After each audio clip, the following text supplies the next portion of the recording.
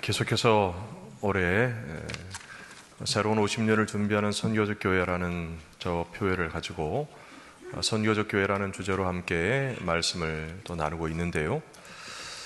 선교적 교회의 이 핵심은 모든 성도들이 자신이 머물고 있고 또 살고 있는 삶의 자리에서 선교사라는 이 선교적인 사명과 그 정체성을 새롭게 발견을 하고 또 그렇게 살아가는 것, 그것을 실천하는 데 있습니다. 교회는 세상으로부터 구별되어서 부름받은 공동체이고 또 동시에 다시 세상으로 보냄을 받은, 파송받은 공동체이기 때문에 그렇습니다. 그래서 성도 한 사람 한 사람이 움직이는 교회이고 일상의 선교사로 살아갈 수 있어야 된다라는 겁니다. 우리가 살고 있는 가정과 일터, 모든 일상에서 이 하나님 나라의 증인으로 살아가야 한다는 것을 잊지 않아야 된다는 거죠. 무엇보다 우리가 기억해야 될 사실은 이 선교는 특정한 사람에게 주어진 어떤 특별한 그런 과업, 그런 사명이 아니라는 거예요. 우리와 다른 문화권에 있는 거기서 사역하는 선교사만이 아니라 오늘 우리가 살아가는 삶의 자리에서 복음을 드러내는 우리 성도들 역시 모든 민족 제자 삼으로 보내신 예수님의 파송받은 제자요 선교사입니다. 그렇기에 교회는 그리스도를 중심으로 모이는 교회이면서 또 동시에 각자의 삶의 자리로 보냄을 받아서 흩어지는 교회입니다. 교회라고 하는 이 플랫폼이라는 것은 우리 기차나 지하철을 타고 또 내리기 위해서 준비된 승강장을 이야기하는 거잖아요. 이 교회라고 하는 플랫폼에서 주의 이름으로 함께 모여 하나님께 예배드리며 성령의 능력을 공급받고 또 주신 사명 가지고 이 선교적인 영성으로 충만하여 일상의 그 선교주로, 선교사로 파송받아 나아가는 곳이기 때문에 그래요. 예배로 모인 성도들이 세상으로 보냄을 받고 일상의 삶에서 예수 생명의 복음을 전하면서 하나님 나라를 확장하는 그 사명을 감당하도록 하는 곳이 이 교회라고 하는 선교적 교회의 플랫폼이라는 겁니다. 그리고 이렇게 교회라는 플랫폼에서 모이고 흩어지는 이 일을 할 때 가장 효과적이고 강력한 힘을 발휘하는 공동체가 있는데요. 그것은 두세 사람 이상으로 조직된 선교적 소그룹입니다. 예수님께서 제자들을 둘씩 짝지어서 보내신 것처럼 선교는 개인이 아니라 공동체적인 그 참여와 협력을 통해서 이루어질 수 있기 때문에 그렇습니다. 그래서 오늘도 이 들려주시는 말씀을 통해서 전주신일교회라고 하는 선교적 영성으로 가득한 이 플랫폼에서 우리를 부르시고 또 우리를 모으시고 우리를 만나게 하셔서 다시금 세상으로 보내시고 흩어지게 하시는 우리 주님의 음성을 듣는 은혜가 있기를 간절히 바랍니다. 먼저 19절부터 20절 말씀을 보면 그때 스데반의 일로 일어난 환란으로 말미암아 흩어진 자들이 베니게와 구브로와 안디옥까지 이르러 유대인에게만 말씀을 전하는데 그 중에 구브로와 구레네 몇 사람이 안디옥에 이르러 헬라인에게도 말하여 주 예수를 전파하니 말씀합니다. 여러분, 오늘 본문은 우리가 잘 아는 내용입니다. 최초의 이방인 교회인 안디옥 교회가 어떻게 해서 설립되었는가, 세워지게 되었는가 하는 것을 우리에게 가르쳐 주죠. 예루살렘 초대교회의 7 집사 중에 한 명이었던 스데반의 순교 이후로 교회를 향한 대대적인 박해가 가해지게 되고 그로 인해서 성도들이 어쩔 수 없이 예루살렘과 유대의 경계를 넘어서 베니게 또 구브로 안디옥까지 이르러 복음을 전하게 되는 그런 내용이에요. 여러분, 이 지역들은 지리적으로 이스라엘 북쪽 지역의 지중해 해안을 따라 위치해 있는 곳들입니다. 현재의 레바논, 그리고 시리아, 또 그 옆에 있는 섬 키프로스, 이 키프로스가 구브로예요. 그리고 오늘날 튀르키예에 해당되는 그러한 지역이에요.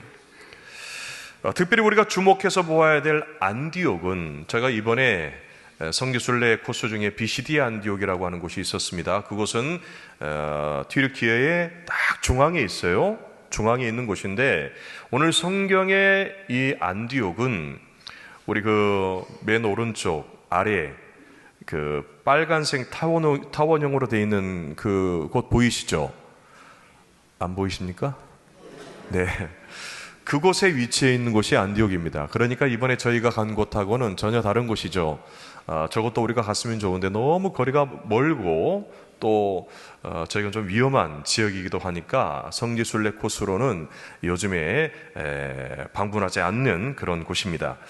그런데 이 안디옥은 현재 이 터키 중남부에 있는 안타키아로 이 당시 로마 제국의 아주 주요한 그런 큰 도시 중에 하나였습니다. 로마 제국 내에서 3대 도시로 꼽으라고 하면 로마, 그리고 지금 이집트의 알렉산드리아, 그리고 이 안디옥을 꼽는데 아주 세 번째로 큰 도시였어요. 이곳에 교회가 세워지게 되고 부흥해서 최초의 이방인 교회가 된 겁니다. 그리고 이후에 3차에 걸쳐서 사도 바울이 선교 여행을 떠나게 되는데, 이 사도 바울을 선교사로 파송한 그런 플랫폼과 같은 역할을 한 세계 선교의 센터로서 자리 잡는 그런 교회이기도 해요. 이를 통해서 예루살렘에만 머물러 있던 복음의 지경이 점점 확장되어 가는 그런 모습을 오늘 성경은 우리에게 보여줘요. 자, 그런데 오늘 19절을 보면 박해를 받아서 흩어진 성도들에 의해서 복음이 전해지게 되는데, 하지만 복음 전도의 대상이 디아스포라 유대인에게만 제한되어 있는 것을 보게 됩니다. 복음이 보다 넓은 지역으로 전파되고 있었지만 유대인이라고 하는 민족의 그 높은 담을 넘어가지 못하고 있는 겁니다. 하지만 20절을 보게 되면 흩어진 성도들 가운데 구브로와 구레네 출신의 몇몇 성도들이 안디옥에 이르게 되는데요. 여러분, 이들은 구브로와 구레네에서 태어난 흩어져 살던 디아스포라 유대인 출신이에요. 이들을 통해서 새로운 도전과 모험이 일어나게 돼요. 그것은 더 이상 유대인에게만 복음을 전하지 아니하고 이방인인 헬라인에게도 이 복음을 전하기 시작한 겁니다. 그리고 그 결과 다음과 같은 일이 일어나게 되는데요. 21절을 보면 주의 손이 그들과 함께 하심에 수많은 사람들이 믿고 주께 돌아오더라 말합니다. 여러분, 그런데 여기에서 주의 손이 함께 하셨다라는 이 표현은요, 하나님께서 이 일을 무척 아주 기뻐하셨다라는 그런 뜻입니다. 그로 인해서 수많은 이방인들이 예수님을 믿고 구원받은 새 생명의 역사가 나타나게 된 거죠. 바로 복음이 지리적인 지경을 넘고 다른 민족에 대한 편견의 장벽을 허물고 이질적인 문화의 담을 넘어서 전해졌을 때 기적 같은 하나님의 능력이 나타나게 되었다라는 거죠. 강력한 하나님의 임재하심으로 이방인에게 복음을 전하는 것이 하나님의 분명한 뜻이었다라는 것을 주의 손이 함께 하셨다라는 이 표현이 강조하고 있는 겁니다. 그리고 우리가 여기서 한 가지 주목해서 보아야 될 것이 있는데요. 그것은 흩어진 성도들이 특별히 이름이 잘 알려지지 않은 그런 평범한 사람들이었다라는 겁니다. 예루살렘 초대교회의 중심 인물들이었던 사도들이나 또 이름이 널리 알려져 있었던 7 집사 중에 한 명이 아니라 굳이 이름을 밝힐 필요가 없는 평범한 성도들이었다라는 이야기예요. 여러분, 이것은 모든 성도들이 세상의 파송을 받아서 머물며 살아가는 삶 속에서 복음을 전하며 하나님 나라를 확장하는 사명 감당하는 선교사라는 것을 성경이 우리에게 증거해 주는 겁니다. 그와 함께 이름 없는 평범한 성도들을 통해서 최초의 이방인 교회인 이 안디옥 교회가 설립이 되는데, 여러분, 이 역시도 특출난 어떤 한 사람이나 몇몇 알려진 그런 사람들, 어떤 개인의 활동에 의해서가 아니라 두 사람 이상의 평범한 사람들이 모인 공동체적인 그런 참여와 협력을 통해서 이루어졌다는 것에 우리가 주목해야 된다는 거예요. 이후 성경의 기록을 보게 되면 여러분, 하나님의 선교는요, 한 개인만이 아니라 바울과 바나바를 중심으로 한 팀으로 이 하나님의 일들이 이루어져 가는 것을 보게 되는 겁니다. 바로 선교적 영성으로 충만해서 선교적 사명을 가진 선교적 공동체를 통해서 지리와 민족과 이질적인 그 문화의 장벽을 넘어 하나님 나라가 확장되어지는 이 복음의 역사가 나타나게 된 거예요. 이러한 특징을 가지고 있는 선교적 공동체는 여러분, 다시 한번 이렇게 정의할 수 있습니다. 삶의 현장에서 그리스도의 복음을 믿지 않는 이웃에게 창의적으로 전하기 위해서 형성된 제자들의 공동체라는 겁니다. 여러분, 이 선교적 공동체의 목적은요, 내부를 향해 있지 않습니다. 외부를 향해 있고 기존의 성도들에게만 그 관심과 목적이 있는 것이 아니라 아직 믿지 아니하는 비신자들에게 있다라는 이야기예요. 단순히 이미 믿는 성도들끼리 교제를 나누고 서로 사랑하는 것을 넘어서서 지역사회와 이웃을 섬기는 사역을 통해서 사명 중심으로 함께 자발적으로 참여하고 협력하는 동역의 관계로 이어져 간다는 겁니다. 제가 지난 2월 1일 주일 설교를 통해서 선교적 교회 영성이라는 주제로 여러분에게 말씀을 드릴 때 미국의 레너드 스윗 박사의 4가지 M교회에 대한 이야기를 드린 적이 있습니다. 첫 번째 교회는 사명 중심의 교회이고, 두 번째 교회는 목회적인 교회이고, 세 번째는 현상 유지적 교회이고, 네 번째는 박물관 교회라고 그랬습니다. 여러분, 박물관 교회는 관광지로 변질된 건물로만 남아있는 죽은 교회이기 때문에 별다르게 언급할 그런 가치는 없고요. 사명 중심의 교회와 목회적이고 현상 유지적인 교회를 비교해서 보게 되면 목회적 현상 유지적 교회의 소그룹, 구역이나 오늘날의 목장을 이야기할 수 있겠죠. 이런 목장은 다음과 같은 특징을 가지고 있어요. 내부 지향적이고 기존 성도들이 중심이 되고 돌봄과 케어를 목적으로 하고 서로 교제하고 사랑을 나누는데, 그저 안에서만 교제를 나누는데 집중이 되어져 있고, 영적인 성숙과 신앙의 성장을 추구하지만 수동적이라고 하는 그런 특징과 방향성을 가지고 있어요.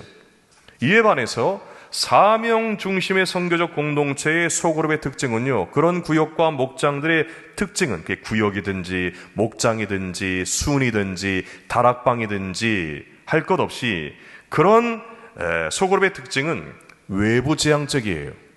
비신자 중심이에요.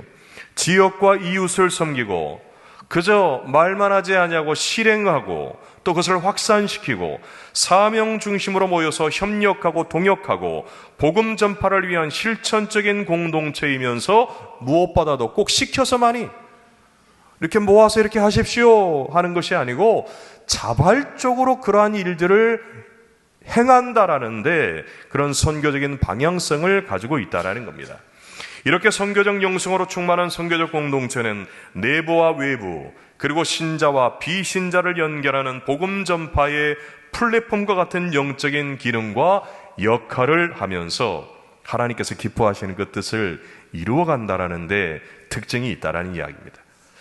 저는 새로운 50년을 준비하는 선교적 교회로 우리가 더 높이 도약하기를 바라는 저희 전주신일교회 위에 우리 주님의 손이 함께 하심으로 수많은 사람들이 믿고 돌아오게 되는 하나님 나라를 확장하는 이 부흥의 역사가 선교적 공동체로 새롭게 세워지는 여러분 한 사람 한 사람을 통해서 일어날 수 있기를 간절히 소망합니다. 이어서 22절과 23절을 보면 예루살렘 교회가 이 사람들의 소문을 듣고 바나바를 안디옥까지 보내니 그가 이르러 하나님의 은혜를 보고 기뻐하여 모든 사람에게 굳건한 믿음으로 주와 함께 머물러 있으라 권하니 말씀이에요. 안디옥 교회에서 이방인에게도 복음이 전해지고 있다라는 이 소식이 예루살렘 교회에 전해지게 됩니다. 그리고 예루살렘 교회는요, 이 소식을 듣고 즉각적으로 반응해서 신속하게 그 새로 예수님을 믿게 된 성도들을 돌보고 또 케어하고 또 교회를 건강하게 세우기 위해서 바나바라는 영적인 지도자를 파송을 합니다. 여러분, 바나바는 위로와 권면의 아들이라는 그 별칭에 맞게 말씀으로 권면하고 위로하는 그 능력이 아주 탁월한 그런 인물이었어요. 그리고 안디옥에 그가 도착했을 때 예수님 믿고 회심한 이방인 성도들을 직접 만나게 되는데 하나님의 은혜가 그들 가운데 충만한 모습을 보고 기뻐하면서 말씀 위에 굳게 믿음으로 서서 받은 그 은혜와 이 신앙의 복을 지켜가도록 권면합니다. 여러분, 이 바나바가 자기가 잘할 수 있는 그 일을 하면서 그들을 따뜻한 사랑으로 섬기면서 사역했을 때 안디옥 교회는 더 성령으로 충만한 가운데 부흥하고 성장하게 되는데 24절 보면 바나바는 착한 사람이요 성령과 믿음이 충만한 사람이라 이에 큰 무리가 주께 더하여지더라 말합니다. 여러분, 주위 사람들 모두가 경탄을 하고 높이 평가할 정도로 훌륭한 인품을 가지고 있고 무엇보다도 믿음과 성령이 충만한 이 바나바의 사역을 통해서 안디옥 교회에 하나님의 큰 부흥이 임했다라는 이야기예요. 자, 그런데 우리는 여기에서 착한 사람이고 성령과 믿음이 충만한 사람이었던 바나바의 사역을 통해서 안디옥 교회가 더 급속하게 성장되었다라는 이 부분보다도 이 모든 일의 배후에서 이 모든 역사를 주도적으로 이끌어 가시는 분이 누구인가 하는 것을 발견하는 영적인 눈이 있어야 된다는 이야기입니다. 여러분, 교회에 좋은 지도자가 필요하죠. 좋은 지도자가 세워지는 것 하나님의 은혜이며 하나님의 복인 줄로 믿습니다. 한 사람을 통해서 하나님께서는 그의 위대한 영향력을 통해서 인품이든지 위대한 설교 능력이든지 소통의 능력이든지 어떤 특별한 그가 가진 은사를 통해서 공동체를 새롭게 일으켜가는 것 하나님이 하시는 일이 맞습니다. 그러나 우리는 그 전보다도 더 주목해서 보아야 되는 것은 뭐냐면 바나바라는 한 사람을 통해서 안디옥 교회가 비약적으로 성장하게 되었다라는 사실보다도 이 모든 일을 이루신 선교의 주체가 누구이신가 하는 것을 볼 수 있는 눈이 필요하다라는 이야기. 여러분, 사람은 때로는 정말 믿을만 하다가도 여러분 때로는 실망하게 되는 게 사람이죠. 여러분, 바나바 오늘 믿음이 좋고 성령이 충만하고 착한 사람이지만 여러분 나중에 1차 선교 바울과 다녀오고 나서 2차 선교 때 여러분 마가 문제로 인해 가지고 싸워요. 싸우는 그런 실망스러운 그런 모습을 보게 됩니다. 여러분, 사람이 그래요. 사람은 약해요. 그렇기 때문에 우리가 주목해서 보아야 되는 것은 사람이 아니라는 거예요. 그 모든 일의 배후에 역사하시는 하나님을 주목해서 바라보는 우리 모든 신일의 성도들 될 수 있기를 간절히 바랍니다. 하나님 바라봐야 된다는 거예요. 이 모든 배후에서 역사하시는 하나님의 그 손길, 주의 도우시는 주님의 그 손길로 어떻게 안디옥 교회가 세워지게 되었고 어떻게 교회가 부흥하고 성장하게 되었고 이후로 하나님의 그 선교의 역사를 중심적으로 감당하는 영적인 선교의 플랫폼으로서의 역할을 감당하게 되었는가 하는 것을 우리가 주목해서 볼 수 있어야 된다는 이야기입니다. 여러분, 끝으로 25절과 26절인데요. 여러분, 이 말씀은 우리가 함께 읽어보겠습니다. 바나바가 사울을 찾으러 다소에 가서 만나매 데리고 와서 둘이 교회에 1년간 모여 있어 큰 무리를 가르쳤고 제자들이 안디옥에서 비로소 그리스도인이라 일컬음을 받게 되었더라 말합니다. 바나바가 그때까지 태어나고 자란 고향인 다소에 머물러 있던 이 사울을 동역자로 청빙해서 함께 사역하는 그런 내용입니다. 이 사울은 후에 이방인의 사도이면서 이방 선교의 중심 인물로 성장하게 되는 바울입니다. 우리가 이번에 그리스 또 튀르키예에 있는 그 선교지 방문하고 왔는데 다 사도 바울이 선교에서 세운 그런 교회들, 지금은 사실 그리스 같은 경우는 동방정교회를 통해서 그 신학의 명맥이 지금 이어져 오고 있는데, 튀르키예 같은 경우에는요, 이슬람이 98%예요. 그러니까 예수 믿는 사람들이 소수입니다. 가는 곳마다 세워져 있는 것이 뭐냐? 동네마다 뭐가 세워져 있냐면 모스크가 세워져 있어요. 그런데 기독교 국가가 아닌 우리 한국 20% 미만이지 않습니까? 지금은. 그런데도 불구하고 저희 나라는 저녁에 밖에 나가서 쓱 둘러보면 뭐가 보여요? 십자가가 동네마다, 아니 건물마다 십자가가 세워져 있는 것을 여러분 우리가 보게 되지 않습니까? 참 그런 모습 보면서 참 안타까운 그런 생각이 들었는데, 그래도 그들의 그 신앙이 우리에게 이어졌기 때문에 우리가 그곳에 가서 참 은혜를 함께 받고 또 나눌 수 있는 그런 기회가 있었습니다. 그런 자세한 내용은 이후로 차후로 하나씩 함께 나누는 것으로 하고요. 바로 이 바울이 선교했던 그런 지역인데, 그 사도 바울을 동역자로 청빙을 해서 이 두 사람이 1년간 함께 협력하고 동역하게 되는데, 그로 인해서 안디옥 교회가 더 든든히 세워지게 되고, 그 결과 처음으로 그리스도인이라는 그런 말을 듣게 됩니다. 이방인을 중심으로 최초로 세워진 교회인 안디옥에서 처음으로 그리스도에게 속한 자들, 그리스도의 완전한 추종자들이라는 의미를 가진 그리스도인의 별칭이 여러분 생겨나게 된 거예요. 여러분, 그런데 사실 이 그리스도인이라는 말이 처음 사용되어졌을 때는요, 좋은 의미로 사용된 게 아니에요. 우리가 예전에 저 예수쟁이 그렇게 했던 것처럼 조롱하고 경멸하고 야유하는 그런 의미로 쓰여졌습니다.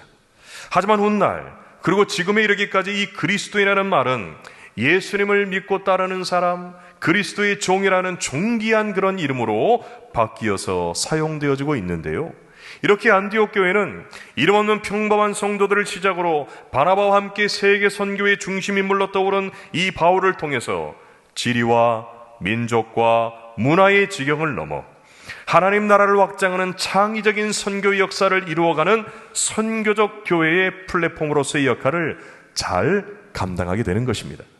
여러분, 선교적 교회의 플랫폼 역할의 모델이 되는 이 안디옥 교회에서 배울 수 있는 선교적 공동체의 원리를 몇 가지 발견하게 됩니다. 그것은 뭐냐면, 누군가의 강요에 의해서가 아니라 평범한 모든 성도들의 자발적인 헌신과 선교적인 열정에 의해서 시작이 되었다라는 거예요.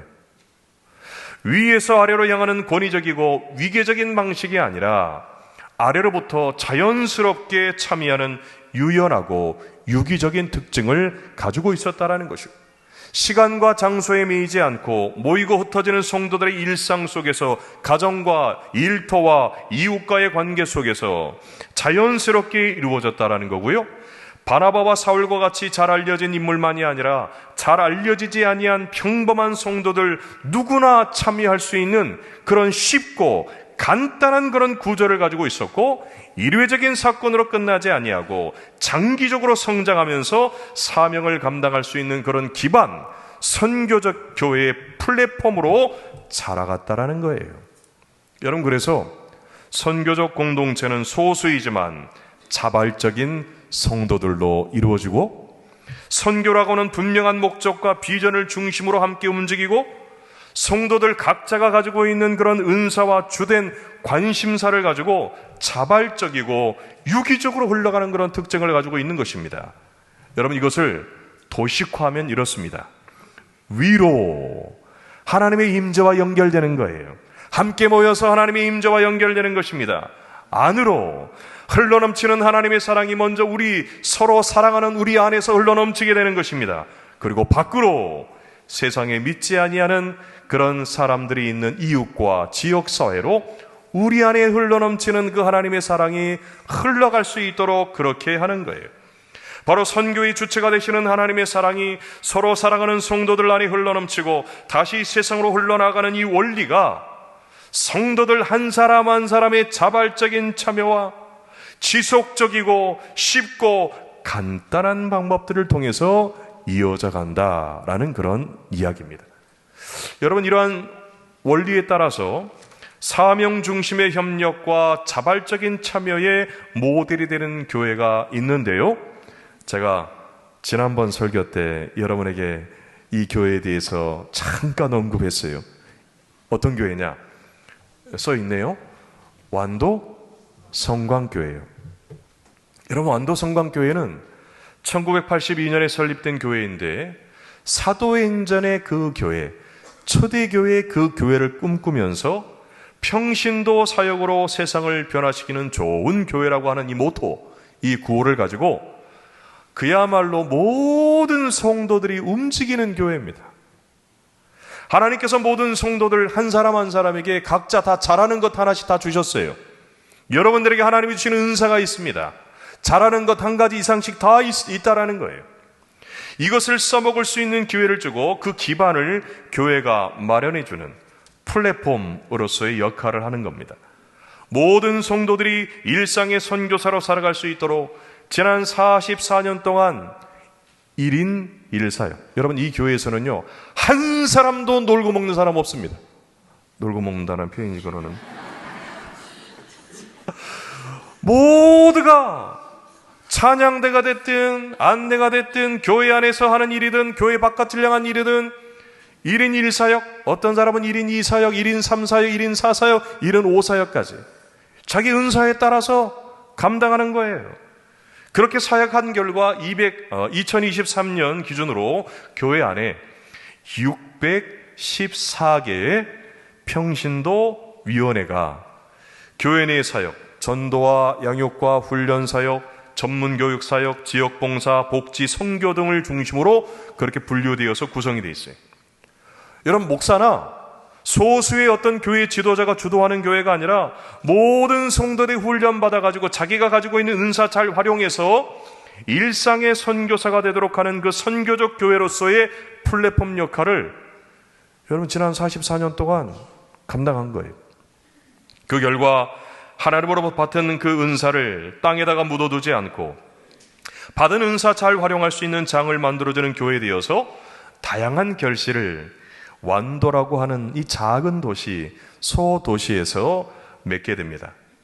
어촌에 있음에도 불구하고 교회가 계속해서 성장하고요, 무엇보다 중요한 게 뭐냐, 지역에 좋은 평판이 난 거예요. 선한 영향력을 주는 좋은 교회라는 그 이미지를 완도 전체에 준 것입니다. 그리고 무엇보다도 이 교회의 특징이 뭐냐, 지역의 다른 교회에서 오는 수평이동, 다른 교회에서 오는 성도들 안 받아요. 다른 교회, 이 교회에서 문제 생기면 이 교회로 옮기고, 또 그 교회에서 문제 생기면 이 교회로 옮기고. 여러분, 그렇게 해서 부흥하는 교회들 많습니다. 제가 2년 전에 휴가를 받아가지고 경기도 분당에 있는 한 교회를 제가 방문한 적이 있습니다. 최근에 아주 뜨겁게 부흥하는 교회죠. 그런데 지난 제가 예배드리는 그 날 기준으로 해서 3개월 동안, 3개월이에요? 3개월 동안 교인 수가 3,000명이 늘었다라는 거예요. 와, 엄청나죠? 엄청나죠? 그런데 나중에 어떻게 3,000명이 그렇게 3개월 동안 늘었나? 보니까 그 주변에 있는 교회들이 문제 많은 교회가 많았어요. 이 교회에서 문제 생겨, 저 교회에서 문제 생겨, 저 교회에서 문제 생기니까 그 사람들이 어디로 다 온 거예요? 그 교회로 다 올린 거예요. 이렇게 수평 이동해서 성장하는 그런 교회들이 여러분 오늘날 많아요. 그런데 이 교회는 철저하게 수평 이동을 통한 성장을 막고 타 지역에서 오시는 분들이나 지역 내의 비신자들이 전도되어서 들어와서 정착되는 확률이 높다라는 이야기. 무엇보다도 교인들이 교회에 대한 신뢰와 교회에 대한 애정이 높습니다. 그 결과 눈에 보이는 교회의 성장으로도 이어져서 한때의 등록 기준입니다. 완도읍 인구 2만 명 중에 15%에 해당하는 3,000명이 완도 성광교회 교인으로 등록할 정도로 그렇게 성장했어요. 제가 계산을 해봤어요. 저희 전주의 인구가 63만 되는데 만약에 15%가 저희 신일교회로 등록한다 하면 몇 명일 것 같아요? 생각만 해도 좋네. 9만 명이 넘어요. 이 교회 실제 이제 인구 이동이 작기 때문에 실제 출석하는 인원은 한 500명 이상 돼요. 만약에 저희 전주에서 저희 전주신일교회 9만 명 이상이 등록하고 그 정도 퍼센트로 출석을 하는 교회라면 얼마 정도 될까요? 15,000명. 예, 꿈 같은 숫자죠. 이 정도로 여러분 이게 그러니까 그냥 되는 게 아니라는 거죠. 그리고 이런 열매를 맺게 된 배경에는 작지만 자발적으로 참여하면서 협력하는 소수의 성도들이, 몇 사람이 주도한 게 아닙니다. 목회자가 주도하는 게 아닙니다. 바나바와 같은 한 사람의 영적인 지도자에 의해서 이러한 일이 일어난 게 아닙니다. 소수의 성도들이 선교라는 분명한 목적과 비전을 중심으로 각자에게는 은사 잘 활용해서 적극적으로 그것을 실천하고 자발적으로 모든 성도들이 참여한 데 있다라는 이야기죠. 선교적 교회라는 플랫폼에서 하나님의 은혜를 받고 함께 하시는 주님의 손의 능력, 곧 선교적 영성으로 충만해서 기쁨으로 다시 세상에 물처럼 흘러나가는 성도들의 그 선교적 삶으로 이어졌기 때문에 이러한 결과가 나온 거죠. 저는 그러므로 새로운 50년을 준비하는 선교적 교회 되기를 소망하는 저희 교회 역시 모든 성도들이 선교적 삶을 살 수 있는 선교적 교회의 플랫폼 될 수 있기를 바랍니다. 이곳에서 모이고 또 이곳에서부터 흩어지는 교회 되어서 여러분이 사는 일상에서 복음을 전하며 하나님의 나라를 확장하는 사명 감당하는 영적인 도전과 새로운 영적인 모험이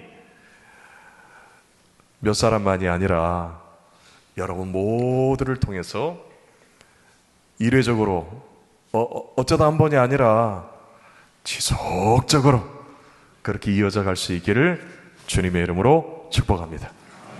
기도합니다.